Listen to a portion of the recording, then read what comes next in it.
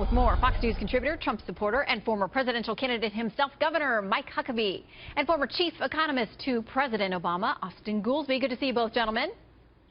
Hi, Sam. Thank you very much, Shannon. All right, Austin, I want to start with you. I mean, what do you make of this? And, of course, one of the things that Donald Trump said in response this weekend was there have been a litany of excuses. This is just the latest one. And what it came down to was the polling showed people didn't trust her, they didn't like her, and they didn't connect with her in the important Rust Belt. I mean, the votes are there. We're not talking about the Russians hacking into machines and changing votes, right?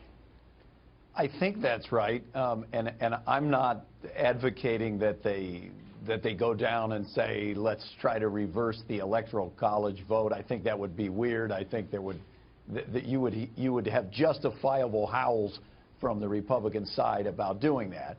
But I think the way you have portrayed it, that this is a flip-flop by the media, I think is very misleading.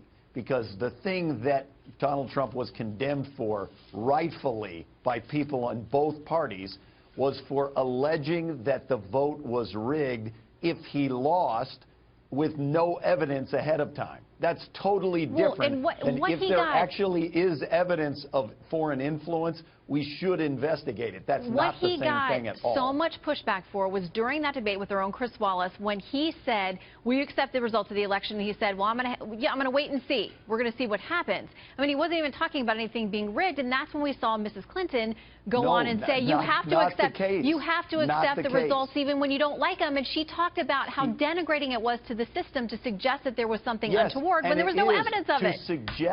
To suggest that it is rigged with no evidence before the outcomes, and to literally say, if I do not win, then it is rigged by my opponent, or I'm going to wait and see. That is outrageous. This is totally different. There's actual evidence from the CIA that the Republican leader of the Senate and the Republican leader of the House say needs to be investigated. That's a totally different situation. All right, Governor Huckabee, I want to bring you in here because what we're getting are leaks from an unnamed source who says they were debriefed or part of this briefing by the CIA, saying that, yes, everybody agrees that there was some untoward action by Russian actors, potentially linked directly to the Russian government, but to make the leap that they somehow changed the election results is a big one.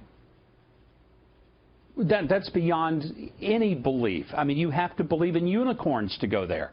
The fact is, there was allegations that the Russians may have hacked into the DNC computers, but there's no evidence whatsoever that it had any impact on the election. My gosh, we just got word tonight that they recounted the votes in Wisconsin, and Donald Trump had 162 more votes than he had when they first counted.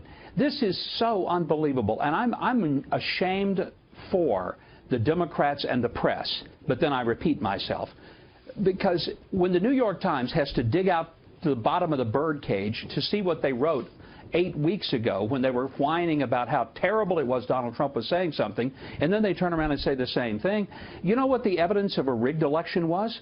The exposure of the DNC emails that showed that it was rigged against Bernie Sanders and toward Hillary Clinton. It was a fixed deal, and that was one of the things.